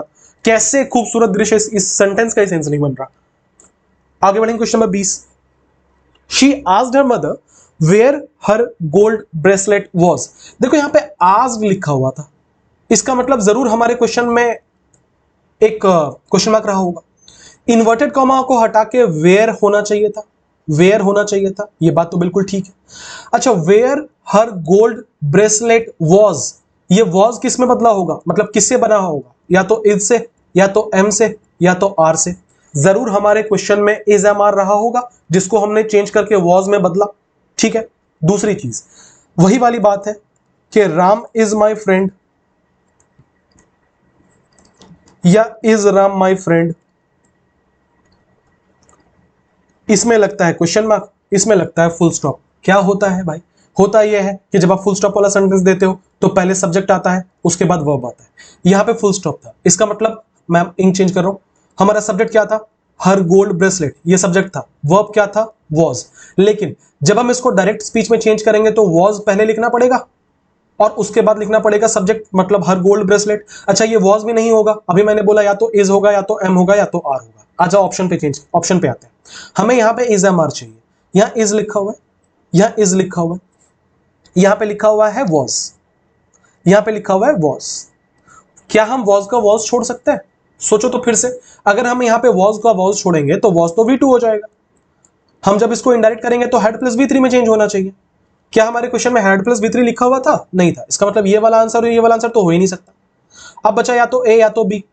अच्छा, ए में देखो क्या, ए और बी में क्या अंतर है, लिखा हुआ she asked to her mother, ये तो ग्रामेटिकली इनकरेक्ट है। आस्क्ड अपने बाद टू नहीं लेता, मैं तो ऐसा ही ऑप्शन काट सकता हूं, पर मैं एक और चीज दिखाना चाह रहा हूं यहां पे, वहां पे भी मैं जाऊंगा। Where my gold bracelet is, इस क्वेश्चन में माई गोल्ड ब्रेसलेट सब्जेक्ट था और इज यहां का वर्ब था, तो सब्जेक्ट के बाद वर्ब था, सब्जेक्ट के बाद वर्ब था, फिर तो ये फुल स्टॉप होना चाहिए था ना। क्वेश्चन मार्क काय का किया, और अगर क्वेश्चन मार्क किया तो इसका स्ट्रक्चर कहां फॉलो कर रहा है, मैं इज राम माई फ्रेंड बोल के फुल स्टॉप लगा दूं, यहां पे नहीं लग सकता ना। इसका मतलब ये तो ऐसा ही गलत है। हालांकि आप यहां से भी ऑप्शन काट सकते थे, आज के बाद कभी टू नहीं आता। आंसर कौन सा होगा, ऑप्शन नंबर बी होगा। एक ही ऑप्शन बच रहा है हमारे पास। उम्मीद करता हूं आपको समझ आ रहा है, मजा आ रहा है पढ़ने में। क्वेश्चन नंबर 21 पे पढ़ेंगे, मेरे साथ साथ बनाते जा रहे हो ना, मैं बोलना भूल गया, मेरे साथ साथ बनाते जाना, ठीक है। इसको एक पूजा की कथा की तरह नहीं सुनना, इसे पॉडकास्ट नहीं चल रहा है, पढ़ रहे हो तुम, ठीक है। तो वीडियो को पॉज करना है, क्वेश्चन को ट्राई करना है। अब जब पॉज ले लिया है मैंने बीच में पढ़ाते हुए, तो ये जो एक हमारा रिचुअल है उसको भी फॉलो कर लेते हैं कि अगर नए बच्चे हो तो सब्सक्राइब करना, पुराने बच्चे हो तो शेयर करना, वीडियो को एक लाइक जरूर देना, एक प्यारा सा कमेंट जरूर देना, ताकि यूट्यूब देवताओं को ये समझ में आ जाए कि बच्चों को मेरी वीडियो पसंद आ रही है, मेरे चैनल को थोड़ा सा वो फैला दे। ठीक है, मुझे थोड़ा सा पैसा मिल जाए, मैं थोड़ा कमा लूं, गरीब आदमी हूं। मजाक कर रहा हूं। 21 नंबर देखो, the librarian said to her you can borrow only 2 books at a time. Librarian ने कहा कि भाई एक वक्त पे आप सिर्फ 2 किताबें बोरो कर सकते हो, ठीक है, उधार ले सकते हो। द लाइब्रेरियन सेड टू को चेंज करेंगे तो टोल्ड में बदलेगा। एनीवेज हमारा कंसर्न ये है कि सेड टू पास्ट में है, जिसका मतलब है यू कैन जो लिखा हुआ था, इस कैन को चेंज करेंगे तो हमें कुड बनाना पड़ेगा। राइट, आज ऑप्शन पे हम ढूंढ रहे हैं कुड होना चाहिए। कुड है, कैन है, नहीं हो सकता। कुड है, कैन है, नहीं हो सकता। 2 ऑप्शन हमने यहां से काट दिया। आगे बढ़ेंगे, लिखा हुआ है the librarian told her that you कौन सा पर्सन है भाई, थोड़ा सा यहां मैं लिख रहा हूं उसको। यू कौन सा पर्सन है, सेकंड पर्सन। सेकंड पर्सन सन रूल में किसके अकॉर्डिंग चेंज होता है? First person according to subject, second person according to object, third person no change. Second person according to object change होता है। ऑब्जेक्ट में क्या लिखा हुआ था? हर। हर मतलब क्या, किससे बनकर आया? शी से बनकर आया। चूंकि हमें सब्जेक्ट चाहिए, हम यहां हर नहीं टिका सकते। हम यू जिसको हटा रहे हैं वो सब्जेक्ट है, तो जिसको लाएंगे वो भी क्या होगा? सब्जेक्ट होगा। यहां पे हमें शी चाहिए। क्या चाहिए? शी चाहिए। ऑप्शन पे आ जाओ, लिखा हुआ the librarian told her that they कहां से आ गया? नहीं हो सकता ना। The librarian told her that she, answer होगा ऑप्शन नंबर सी आंसर है। आगे बढ़ेंगे, question number 22, he asked me if I would like to learn French. अच्छा, यहां आस्क्ड लिखा हुआ था, इसका मतलब यह है जरूर हमारा जो सवाल होगा वो किस में रहा होगा? क्वेश्चन मार्क में रहा होगा। Question mark, question mark, question mark, full stop, answer नहीं हो सकता। सबसे पहले तो हमने इसी को हटा दिया। ठीक है, आगे बढ़ेंगे, लिखा हुआ इफ आई वुड लाइक। अच्छा, वुड जरूर हमारे सवाल में या तो विल रहा होगा या तो वुड रहा होगा। क्या रहा होगा? या तो विल रहा होगा या तो वुड रहा होगा। दूसरा, आई वुड लिखा हुआ है, क्या लिखा हुआ है? I would. ये क्या है? सब्जेक्ट। ये क्या है? वर्ब। ये तो क्वेश्चन मार्क वाला टाइप है, सॉरी फुल स्टॉप वाला टाइप है। जब हम इसको क्वेश्चन मार्क वाले टाइप में चेंज करेंगे तो क्या होना चाहिए था? पहले वुड और बाद में आई या कोई और प्रोनाउन। मतलब मैं ये कहना चाह रहा हूं कि सब्जेक्ट प्लस वर्ब को वर्ब प्लस सब्जेक्ट में तो चेंज करना पड़ेगा ना क्वेश्चन मार्क बनाने के लिए। इतनी बातें हमें ध्यान रखनी है। तो हम ये कह रहे हैं कि या तो विल होगा या तो वुड होगा। यहां डू लिखा हुआ था, डू कहां से आया? डू होगा फिर तो ऊपर डिड होना चाहिए था। यहां वुड लिखा हुआ है, यहां वुड लिखा हुआ है। आगे बढ़ेंगे, अब दोनों में क्या अंतर है? यहां पे वुड यू लिखा हुआ है, मतलब पहले आया है वर्ब और बाद में आया है सब्जेक्ट, जो कि क्वेश्चन मार्क के साथ होता है। यहां लिखा हुआ है यू वुड, पहले आया है सब्जेक्ट बाद में आया है वर्ब। भाई ये तो फिर फुल स्टॉप वाला सेंटेंस हो गया, क्वेश्चन मार्क वाला सेंटेंस कहां होगा? गलत है। आंसर क्या है? Option number B. 23 नंबर पे बढ़ेंगे, the supervisor said to the worker how long have you been working for this company. The supervisor said to बदलेगा, यहां क्वेश्चन मार्क है, इसका मतलब किस में बदलेगा? आज में बदलेगा। अच्छा, इन्वर्टेड कॉमा हटा के या तो इफ लगता है या तो वेदर लगता है या तो अगर कोई WH का वर्ड आया तो वही वर्ड लग जाएगा, दैट नहीं हो सकता। तो यहां पे हाउ था, हाउ का हाउ छूटेगा और दैट नहीं होगा। How long have you been, ये हैव किस में बदलेगा भाई? हैड में बदलेगा। Working for this company, this किस में बदलेगा? दैट में बदलेगा। इतनी सारी चीजें होने वाली है। आ जाओ, आस्क्ड सब में है तो यहां से तो ऑप्शन नहीं कट रहा। इन्वर्टेड कॉमा हटा के दैट लगना चाहिए, इन्वर्टेड कॉमा हटा के सॉरी दैट नहीं लगना चाहिए, हाउ लगना चाहिए। आ जाओ, यहां लिखा हुआ है दैट हाउ, दैट कहां से आया? हमें तो केवल हाउ चाहिए। बीच में ना मेरा ध्यान भटक जाता है, मैं कुछ भी बोल देता हूं। ठीक है, एनीवेज हाउ होना चाहिए। लिखा हुआ है कि the supervisor asked the worker for how long, how तो है। The supervisor asked the worker how long, how है, यहां पे भी हाउ है। आगे बढ़ेंगे, हैव किस में बदलेगा? हैड में। यहां लिखा हुआ है हैड, आगे बिन है, हैड ही बिन। हैड ही बींग, बींग कहां से आया? बींग तो V4 हो जाएगा, हैड के बाद तो V3 लगता है, गलत है। हैड ही हैड बिन, यहां तक तो ठीक है। अच्छा, अगली बात, हाउ लॉन्ग हैव क्या है? वर्ब। दिस और दैट से हमने ऑप्शन काटा क्या? दिस और दैट से ऑप्शन काटा क्या? नहीं काटा ना। देखो, दिस चेंज होगा दैट में, यहां दिस लिखा हुआ था, नहीं हो सकता, यहां दैट लिखा हुआ था, आंसर होगा। क्लियर है क्या? पूरा करने की जरूरत नहीं थी। 24 number, my neighbour said to me hello how are you. ठीक है, my neighbour said to me hello how are you, ये हाउ क्या है? इन्वर्ट को हटा के हाउ का हाउ छोड़ना पड़ेगा, क्वेश्चन मार्क लगा हुआ है। मुझे थोड़ा जुकाम है, ठीक है, तो बीच में अगर मैं थोड़ा सा कुछ हरकतें करूं तो इग्नोर करना उसको। लिखा हुआ है my neighbour said to me hello how are you. अच्छा ये आर यू जो है ये जब हम चेंज करेंगे तो यू आर बनना चाहिए, राइट। अच्छा ये आर भी बदलेगा ना, क्योंकि यहाँ पे सेड लिखा हुआ है, इसका मतलब आर किस में बदलेगा, या तो वॉज में बदलेगा या तो वर में बदलेगा। इतनी सारी चीजें दिमाग में आ जाती हैं। सेड टू आज में बदलना चाहिए, देखो किसी ऑप्शन में आज नहीं लिखा हुआ, तो किसी ऑप्शन में लिखा हो तो हमारा कंसर्न ही नहीं है। फिर लिखा my neighbour said hello, my neighbour said hello, इसने क्या किया, ये हेलो को इधर टिका दिया और लिख दिया माय नेबर सेड हेलो, ऐसे भी बन सकता है, चलो बना लिया। एंड आस्क्ड, आस्क्ड यहां लिखा हुआ था, ठीक है, यहां तक तो बात बिल्कुल सही है, जा रही है। इन्वर्टेड कॉमा हटा के हाउ लिखेंगे, हाउ सब में लिखा हुआ है। आर चेंज होगा या तो वॉज में या तो वर में, यहां वर लिखा हुआ है, यहां आर लिखा हुआ है, आर नहीं हो सकता, आर या तो वॉज में बदलेगा या तो वर में, यहां तीनों में लिखा हुआ है वॉज और वॉज। अच्छा आई के साथ क्या लगता है, आई वॉज लगता है कि आई वर लगता है, ऑब्वियसली आई वॉज लगता है, वर वाला ऑप्शन नहीं हो सकता, यहां वर लगा हुआ था, गलत है। अच्छा how I was, how was I, अगर हम इसको आंसर करेंगे तो पहले वॉज लिखा हुआ है जो कि वर्ब है और फिर आई लिखा हुआ है जो कि सब्जेक्ट, फिर तो क्वेश्चन मार्क होना चाहिए, या क्वेश्चन मार्क है क्या, नहीं फुल स्टॉप है। आंसर कौन सा है, ऑप्शन नंबर सी है आंसर। आगे बढ़ेंगे, question number 25। She told her brother that she was going to meet her friend, she told her brother that she was going, was को चेंज करेंगे तो किस में बदलेगा, या तो इज में या तो एम में या तो आर में, इज एम आर गोइंग होगा। आ जाओ ऑप्शन पे, यहां वॉज लिखा हुआ था, भाई अगर हम वॉज को ही चेंज करेंगे फिर तो ये हैड बीन होना चाहिए, कितनी बार मैं बता चुका, इन्वर्टेड कॉमा के अंदर अगर वॉज लगा हुआ है तो फिर यहाँ पे हैड होना चाहिए, ऑप्शन में तो हैड कहीं, क्वेश्चन में तो हैड था नहीं, ये वाला गलत है। अच्छा विल को चेंज करेंगे फिर तो वुड बनना चाहिए, ऊपर वॉज लिखा हुआ है तो ये वाला भी आंसर नहीं है। अब आंसर दो बचे में, लिखा आई एम गॉन, यहां पे हमारा सेंटेंस पास्ट कॉन्टिन्यूअस में था, तो जब ये चेंज हुआ होगा तो प्रेजेंट कॉन्टिन्यूअस से चेंज होगा ना, यहाँ पे गॉन क्यों लिखेंगे, फिर तो पैसिव वॉइस बन जाएगा ये। ऊपर में गोइंग था, इसको चेंज करने का तो कोई लॉजिक नहीं है, तो गोइंग का गोइंग छोड़ना पड़ेगा, यहाँ गॉन लिखा हुआ है। आंसर क्या होगा, ऑप्शन नंबर डी। 26 पे बढ़ेंगे, my principal, the principal says, present tense है जिसका मतलब है सेज, सेज में छूटेगा और आगे भी टेंस चेंज नहीं होगा, सो लिखा हुआ है hard work is the key to success, is का इज लिखा हुआ है, इसको चेंज नहीं कर सकते, इज को वॉज नहीं कर सकते, ठीक है। आ जाओ, द प्रिंसिपल सेज को से कर दिया है तो ग्रामेटिकली इनकरेक्ट है, प्रिंसिपल सिंगुलर है, सेज होगा। सेड टेंस चेंज कर दिया, नहीं हो सकता, या तो सेज है या तो सेज है, ये दोनों ऑप्शन में से कोई एक आंसर है। इज का इज छूटेगा, यहां वॉज लिखा हुआ था, गलत है, इज है आंसर होगा।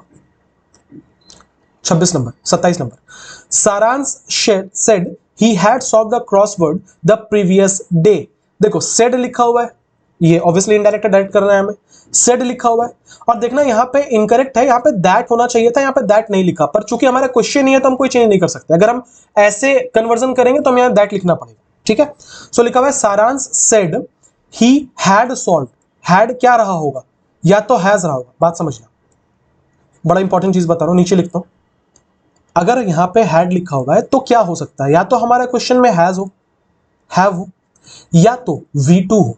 याद करो बार बार मैं इसका उल्टा बोल रहा था कि अगर V2 हुआ हमारे डायरेक्ट स्पीच में इन्वर्टेड कॉमा के अंदर तो हम उसे हैड प्लस V3 में चेंज करते हैं, तो ये उल्टा भी तो है कि अगर हमें हैड मिल गया है तो हो सकता है कि हमारे क्वेश्चन में V2 रहा होगा, तो हम ढूंढ रहे हैं या तो हैज हो या तो हैव हो या तो V2 हो, ये तीनों में से कुछ एक।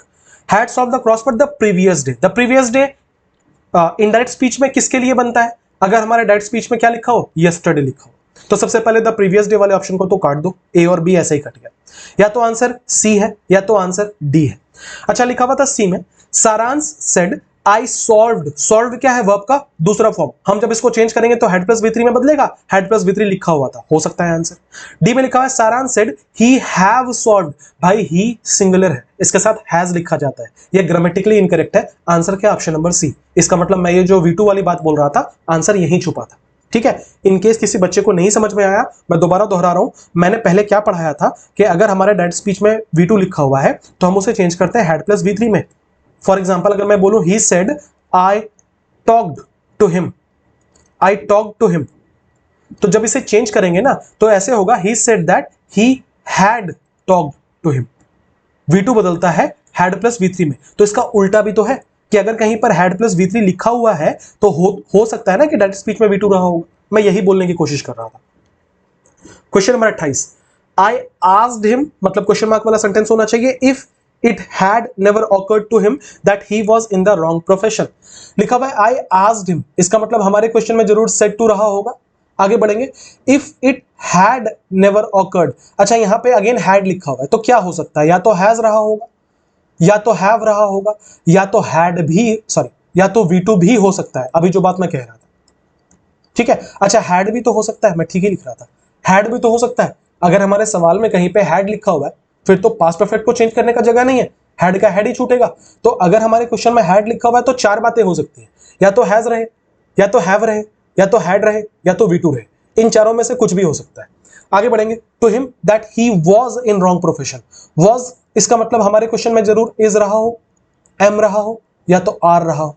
ये तीनों में से कुछ एक। आ जाओ ऑप्शन पे। हैव लिखा हुआ है, हैज लिखा हुआ है।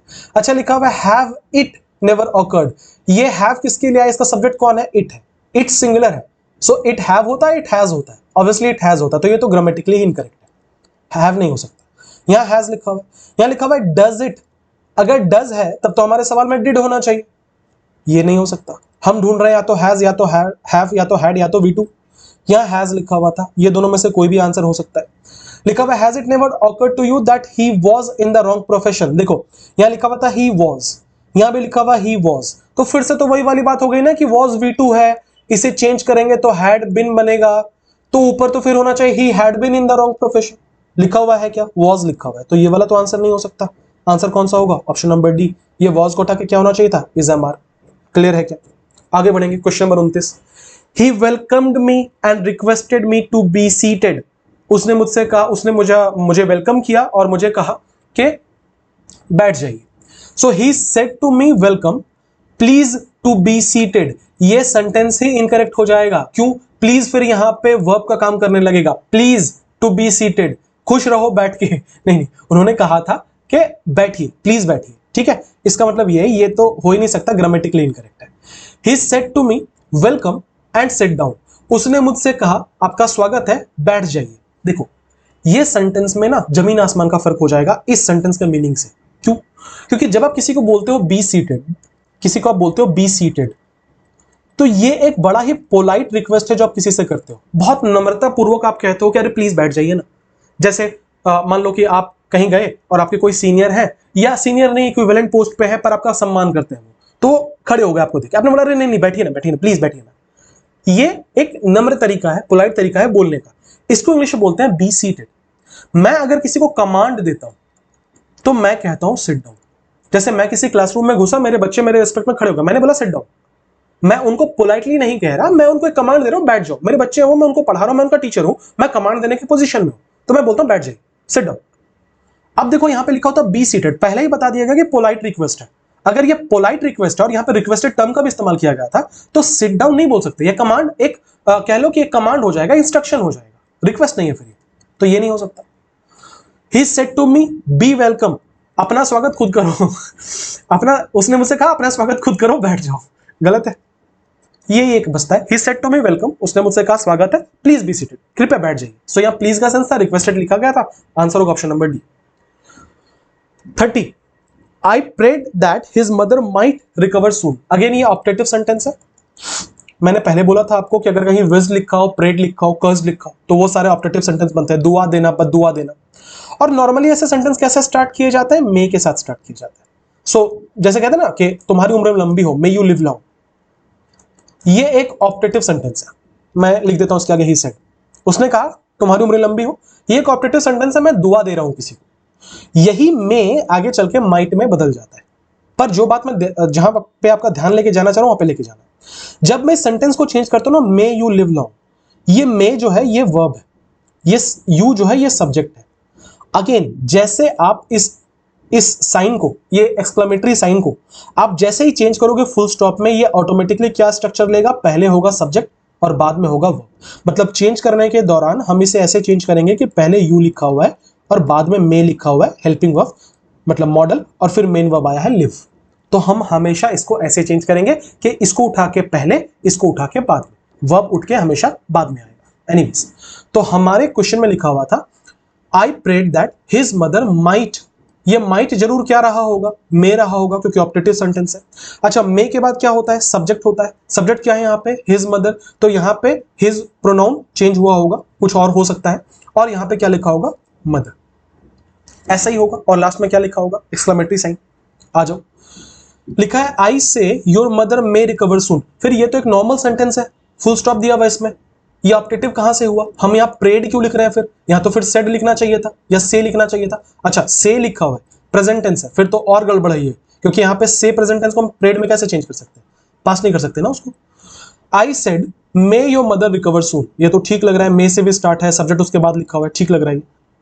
सी में I said O God your mother may recover soon, हे भगवान तुम्हारी मां रिकवर कर जाएगी। कितने दुख की बात है कि तुम्हारी मां रिकवर, इसने तो सेंटेंस का गला घोट दिया, सेंटेंस को पूरी तरीके से चेंज कर दिया इसने।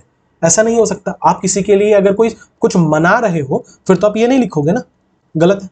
I said might his mother recover soon, soon recover नहीं होता, रिकवर सून होता है, क्योंकि जब आप इसको चेंज करोगे, जैसा मैंने बोला कि हेल्पिंग वर्ब या मॉडल आ गया, मॉडल के बाद बेस फॉर्म होगा, मॉडल यहां पे उठ के आएगा, लिखा हुआ था हिज मदर माइट, और माइट के तुरंत बाद रिकवर होना चाहिए, इसका मतलब ये ग्रामेटिकली इनकरेक्ट है। आंसर क्या है, option number B. 31 the old woman said to her neighbour please buy some vegetable for me tomorrow, old महिला ने नेबर से कहा, देखना यहां पे सेड टू लिखा हुआ है, इसका मतलब आगे टेंस का चेंजेस होगा, ठीक है।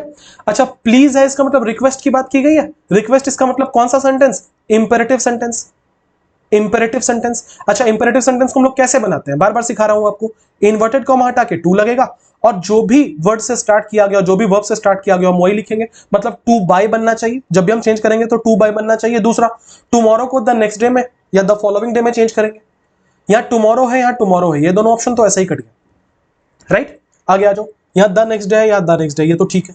द ओल्ड वुमन ऑर्डर्ड, भाई कौन से ऑर्डर प्लीज से स्टार्ट होते हैं, अगर आप ऑर्डर्ड बोल रहे हो फिर प्लीज क्यों बोलोगे, गलत है ना, एक ही ऑप्शन बचता है, option number D. 32 number, he told me not to jump to any conclusion, उन्होंने मुझसे कहा कि किसी कंक्लूजन पे मत जंप करो तुम तुरंत, he told me not to jump to any conclusion. अच्छा ये वाला सेंटेंस अगेन एक नेगेटिव कमांड है या नहीं है, इसका जिक्र मैंने 15 मिनट पहले किया था, ये एक नेगेटिव कमांड है या नहीं है। अच्छा पॉजिटिव कमांड हो नेगेटिव कमांड हो, होता तो ये इंपेरेटिव सेंटेंस ही है, होता तो ये इंपेरेटिव सेंटेंस ही है, इसका मतलब ये है इन्वर्टेड कॉमा हटा के टू लगेगा, देखो लगा हुआ है, जो मेन वर्ब है उससे स्टार्ट होगा तो टू जंप लगा हुआ है। अब अंतर कहां पड़ता है, जैसे मैंने बोला ही सेड जंप नाउ, ठीक है, ये एक पॉजिटिव कमांड है, तो आप जब इसको बनाते हो तो क्या बनाते हो, टू लगाते हो, और फिर यहां पे जो मेन वर्ब है उसको V1 के फॉर्म में लगा देते हो, टू जंप बना देते हो। अच्छा इसी सेंटेंस को मुझे नेगेटिव कमांड लिखना होगा तो मैं क्या बोलूंगा, नॉट जंप नाउ, नहीं नॉट नहीं, फिर क्या हम कहते हैं, do not jump now, do not jump now, यही लिखते हैं ना। तो जब आप नेगेटिव कमांड करते हो तो क्या कहते हो कि डू नॉट डू दिस, मत करो ऐसे, आप अभी भी बेस फॉर्म से ही स्टार्ट कर रहे हो, कौन सा बेस फॉर्म है, डू, सो डोंट जंप होता है, ठीक है। यहां पे आ जाओ, लिखा हुआ है he said to me not to jump to any conclusion, ये कमांड थोड़ी ना है, कमांड मेन वर्ब से स्टार्ट होता है, यहां पे डू मेन वर्ब हो जाएगा, इसका मतलब गलत है ये। He told to me, told अपने बाद टू नहीं लेता, ये तो ग्रामेटिकली इनकरेक्ट है, गलत है ये। लिखा हुआ है he said to me not jump to any conclusion, नहीं don't jump to any conclusion, ये होगा। समझ गए मैंने कैसे ऑप्शन काटा। Question number 33, Rahul said that he had slipped and fallen on the marshy land, लिखा हुआ है राहुल सेड, सेड लिखा हुआ इसका मतलब आगे टेंस का चेंज हुआ होगा, दैट ही हैड स्लिप्ड। अच्छा हैड देख के मुझे तीन चार चीजें समझ आ गई, या तो हमारे क्वेश्चन में हैज रहा होगा, या तो हैव रहा होगा, या तो हैड रहा होगा, या तो V2 रहा होगा, यही हो सकता है। आ जाओ, Rahul said he slips, slips तो भैया V5 है, इसे जब चेंज करेंगे तो V2 में बदलेगा, फिर यहां हैड क्या कर रहा है, फिर तो डायरेक्टली स्लिप्ड होना चाहिए था, गलत है। आई स्लिप्ड, स्लिप्ड V2 है, हो सकता है। अच्छा I slipped and fell, I slipped and fell on the marshy land, हो सकता है बिल्कुल, क्योंकि स्लिप्ड को चेंज किया हैड स्लिप्ड में, फेल को चेंज किया हैड फॉलन में, हैड कॉमन निकालिया, स्लिप्ड और फॉलन लिखा हुआ है, बिल्कुल ठीक है। लिखा हुआ है ही हैव कैसे होगा, ही सिंगुलर है, इसके साथ हैज लगता है, grammatically incorrect. Rahul said I slipped and fallen, बहुत अच्छा सवाल है, देखो आई स्लिप्ड लिखा हुआ था, स्लिप्ड वर्ब का कौन सा फॉर्म था, दूसरा, एंड फॉलन, फॉलन वर्ब का कौन सा फॉर्म है, तीसरा, क्या होता है, फॉल फेल फॉलन, फॉलन क्या है, V3 है। अच्छा V3 अगर है, कौन सा ऐसा इंग्लिश है जिसमें ये बोला गया कि V3 डायरेक्ट आ सकता है, हम सब ने पढ़ा है ना कि किसी भी सेंटेंस में V3 लिखो तो उसके साथ कोई ना कोई हेल्पिंग वर्ब लगाना जरूरी है, इसका मतलब यहां जो फॉलन लिखा हुआ है इसके साथ कोई ना कोई हेल्पिंग वर्ब तो आना ही चाहिए, किसी भी हालत में आना ही चाहिए। क्या इस सेंटेंस में कोई हेल्पिंग वर्ब आया है क्या, नहीं आया है, इसका मतलब यह है कि ये वाला सेंटेंस जो है ये वाला गलत है, फॉलन के पहले कोई हेल्पिंग वर्ब चाहिए था। आंसर कौन सा होगा? ऑप्शन नंबर बी होगा। उम्मीद करता हूं जो मैंने समझाया आपको समझ में आया है। आगे बढ़ रहा हूं मैं, क्वेश्चन नंबर 34 पे बढ़ रहा हूं मैं। She told me that, told लिखा हुआ है, इसका मतलब पास्ट टेंस में, that she knew, new verb का दूसरा फॉर्म है, इसका मतलब जरूर हमारे सवाल में या तो नो रहा होगा या तो नोज रहा होगा। She knew I wanted to help, again यहां पे या तो वॉन्ट रहा होगा या तो वॉन्ट्स रहा होगा। To help her but she could, ये कुड जो है या तो कैन रहा होगा या तो कुड रहा होगा। मैनेज ऑन हर ओन, चलो ऑप्शन एलिमिनेट करते हैं। न्यू का या तो नो या तो नोज होना चाहिए, यहां न्यू लिखा हुआ है। सोचो अगर ये न्यू लिखा हुआ है, ये V2 है, तो जब हम इसको चेंज करेंगे तो फिर तो हैड प्लस V3 होना चाहिए था, तो हैड नोन होना चाहिए था। इसका मतलब ये वाला ऑप्शन गलत है या नहीं है? इस पे आते हैं सेकंड नंबर ऑप्शन पे। I know you want to help me but I can manage on my own, हो सकता है ये वाला आंसर। आगे बढ़ेंगे। I know you wanted to help me, again देखो वॉन्टेड लिखा हुआ है, V2 लिखा हुआ है, तो जब चेंज करेंगे तो had plus V3 had wanted होना चाहिए था कि नहीं होना चाहिए था? ऊपर हैड वॉन्टेड लिखा हुआ था क्या? नहीं। आगे बढ़ेंगे। I know I want to help you but you can manage on your own. अब देखो कहां ऑप्शंस कटेंगे। यहां पे लिखा हुआ है ऑन हर, माफ कीजिएगा, ऑन माई ओन, यहां लिखा हुआ है ऑन योर ओन। दोनों को देख लें क्या आंसर होना चाहिए। अच्छा माई क्या है? फर्स्ट पर्सन, आई किससे बनकर आया? आई से। योर क्या है? सेकंड पर्सन, किससे बनकर आया? यू से। योर लिख दिया मैंने, किससे बनकर आया है? यू से। अच्छा I first person according to subject change होगा। सब्जेक्ट में क्या लिखा हुआ था? शी, शी को चेंज करेंगे, माई की जगह पे क्या हो जाएगा? हर। यहां क्या लिखा हुआ था? हर, हो सकता है। आगे लिखा हुआ है योर, योर क्या है? Second person according to object change होता है। ऑब्जेक्ट में क्या लिखा हुआ था? मी, तो जब हम योर को चेंज करेंगे तो क्या बनना चाहिए? माई बनना चाहिए कि नहीं? क्या हमारे क्वेश्चन में माई लिखा हुआ था? नहीं साहब, हर लिखा हुआ था। इसका मतलब ये वाला आंसर नहीं है। आंसर कौन सा है? Option number B. क्लियर है क्या? 35 बढ़ेंगे।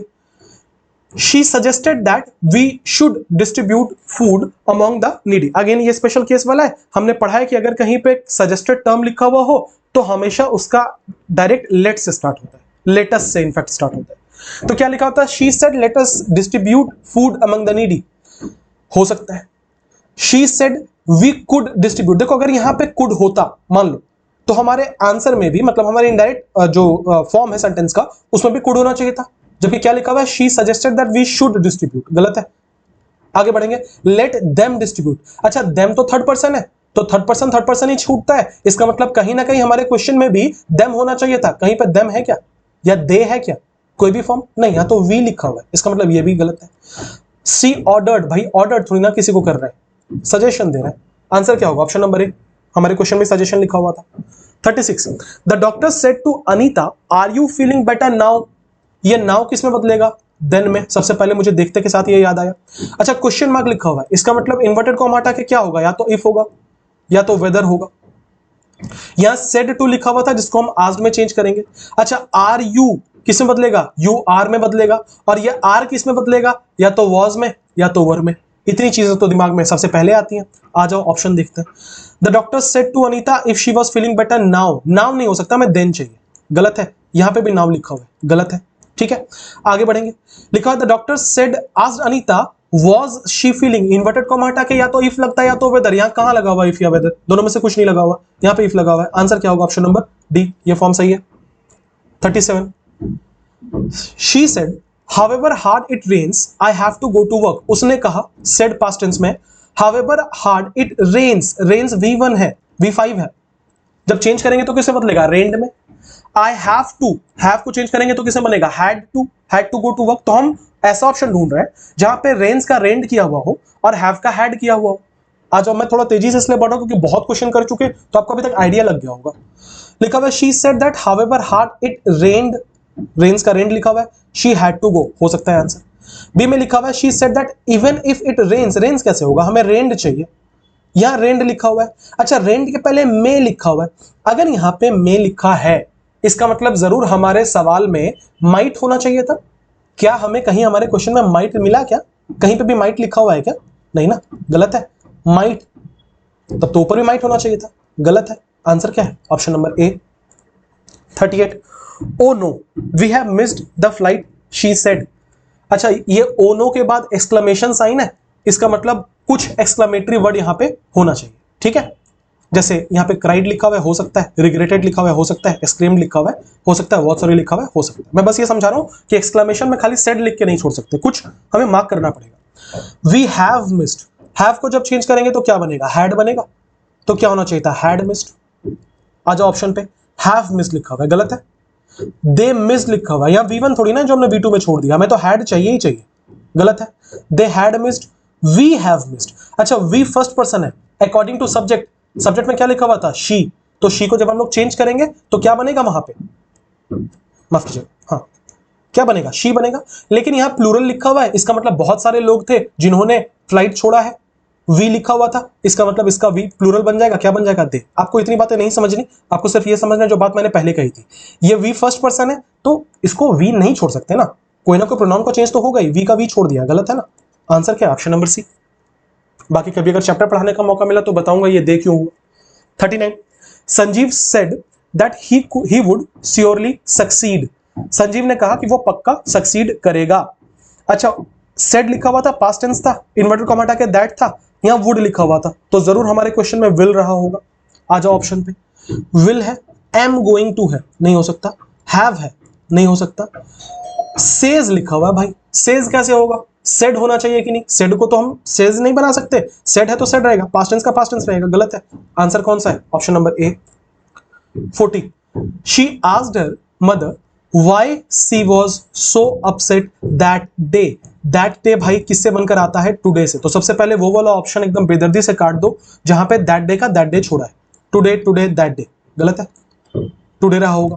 ठीक है आगे बढ़ेंगे, इन्वर्टेड कॉमा के जगह पे यहां पे वाई लिखा हुआ है, इसका मतलब हमारा जो सवाल है वो किससे शुरू होना चाहिए था, वाई से शुरू होना चाहिए था। वाई है, वाई है, ये ऑप्शन तो ऑलरेडी कट चुका है। आर है, आर से नहीं शुरू होगा, वाई से शुरू होगा। ठीक है आगे बढ़ेंगे, देखो यहां पे फुल स्टॉप था, फुल स्टॉप होने की वजह से क्या हुआ था, शी माफ कीजिएगा, हाँ फुल स्टॉप होने की वजह से क्या हुआ था, शी जो कि यहाँ का सब्जेक्ट था वो पहले आया था और वॉज जो वर्ब था वो बाद में आया था। लेकिन जब हम इसको क्वेश्चन मार्क वाले सेंटेंस में चेंज करेंगे तो पहले वर्ब लिखेंगे बाद में सब्जेक्ट लिखेंगे, यही होगा ना। आ जाओ तो जरा ऑप्शन पे, लिखा हुआ है यू आर, यू क्या है, सब्जेक्ट है, आर क्या है, वर्ब है, हो सकता है फुल स्टॉप होना चाहिए था। एक मिनट क्या बोल रहा हूं मैं, हाँ नहीं माफ कीजिएगा, यहाँ पे सब्जेक्ट था, यहाँ पे वर्ब था और क्वेश्चन मार्क था, ये तो गलत होगा ना, क्योंकि जब आप क्वेश्चन मार्क लिखते हो तो हमेशा क्या लिखते हो, पहले वर्ब और बाद में सब्जेक्ट, मेरा ध्यान भटक गया था। ठीक है सो यहाँ पे क्या होगा, आर यू, आंसर कौन सा होगा, ऑप्शन नंबर ए, क्लियर है क्या। 41, he asked to me where did you go to collect the flower samples।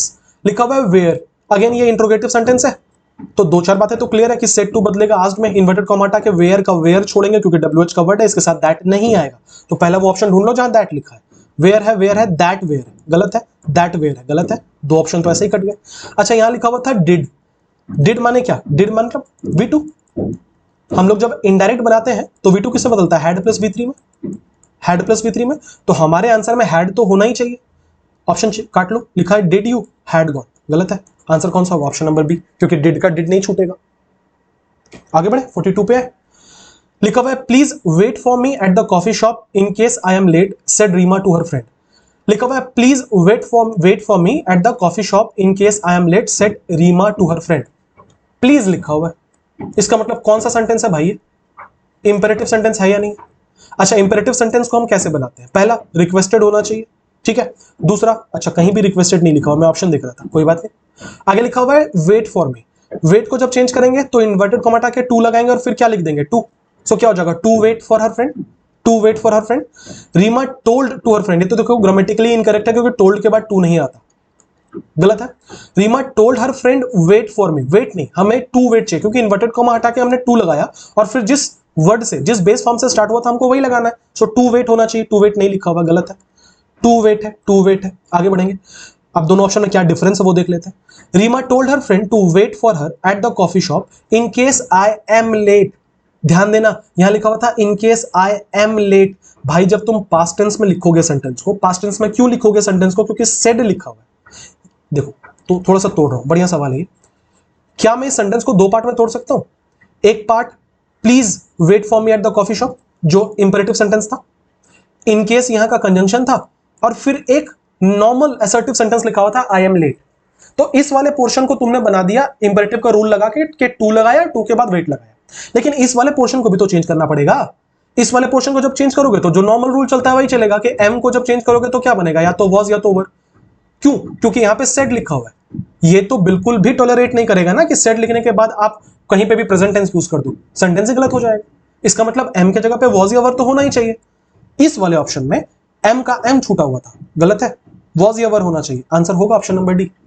उम्मीद करता हूं मैं आपको समझा पाया हूं, उम्मीद करता हूं आपको नरेशन समझ में आया, उम्मीद करता हूं वीडियो अच्छा लगा। तो वीडियो अच्छा लगा तो क्या करना है, जल्दी से वीडियो को शेयर कर देना है, एक बार लाइक कर देना, अच्छा सा कमेंट ड्रॉप कर देना, अपने सारे दोस्तों को बताना चैनल के बारे में, और नए हो तो सब्सक्राइब करना मत भूलना। मोस्ट इंपॉर्टेंटली अगर तुम नए हो तो इस वीडियो में मैंने पूरी की पूरी प्लेलिस्ट बना रखी है CHSL 2024 की, CPO 2024 की, और CGL का भी मैं बना रहा हूं। इसमें CHSL में जितने भी एरर्स पूछे गए मैंने टॉपिक वाइज बताया, एरर बताया, इंप्रूवमेंट बताया, सिनोनिम बताया, ईडीएम बताया, क्लोज टेस्ट बताया, मतलब सब चीजें, सारी चीजें टॉपिक वाइज अरेंज की हुई है। जाओ देखो, बहुत कुछ सीखने को मिले। ठीक है, सेम मैंने सीपीओ के साथ भी किया है, सेम मैं सीजीएल के साथ भी कर रहा हूं। 3-4 वीडियो ऑलरेडी सीजीएल के आ चुके, आगे और आएंगे। ठीक है, तो उनको जरूर देख लेना। बढ़ेंगे क्वेश्चन नंबर 43 पे। आज के वीडियो का लास्ट सवाल है, लिखा है father asked her if there was anything else she wished for. अब जो बच्चे मेंस में बैठने वाले हैं, जो बच्चे स्टेनोग्राफर जिनका एग्जाम है, वो बहुत कमेंट्स में बोल रहे थे सर स्टेनोग्राफर के लिए कुछ स्पेशल लेके आइए, मेंस के लिए कुछ स्पेशल लेके आइए। लो मैं लेके आ गया नरेशन। इसके बाद मुझे नहीं लगता, जितने तरीके के सवाल थे सब कवर हो गए इसमें, मुझे नहीं लगता कि इसके बाद तुम गलत करके आओगे। बाकी तुम्हारी प्रैक्टिस है, जो भी प्रीवियस ईयर की किताब आपके पास हो उससे प्रैक्टिस करो। ठीक है, बाकी डाउट होगा तो कमेंट सेक्शन में डालना, जो आज के वीडियो में जितने क्वेश्चंस कवर किए वो वाले डाउट्स। 43 में लिखा हुआ है father asked her if there was anything else she wished for. Father asked, इसका मतलब जरूर क्वेश्चन मार्क से बनेगा। इन्वर्टेड कॉमा के बाद क्या लिखा हुआ है, if there was anything else that she wished for. अच्छा, ये विश्ड जरूर क्या रहा होगा, या तो विश रहा होगा, या तो विशेज रहा होगा, या तो विश रहा होगा, या तो विशेज रहा होगा। ठीक है, आ जाओ ऑप्शन पे। यहां विज लिखा हुआ है, भाई अगर ये विज्ड है, V2 है, तो जब हम इसको चेंज करेंगे तब तो हैड विज्ड बनना चाहिए था ना। क्या क्वेश्चन में हैड विज्ड लिखा हुआ था? नहीं लिखा हुआ था, तो ये वाला गलत है। यहां भी विज्ड लिखा हुआ है, गलत है। यहां भी विज्ड लिखा हुआ है, गलत है। आंसर कौन सा होगा? Option number D. केवल एक चीज से आंसर बन गया। चलो, उम्मीद करता हूं आपको चीजें समझ में आ गई हैं। अगेन रिक्वेस्ट है आपसे, वीडियो को ज्यादा से ज्यादा शेयर करो।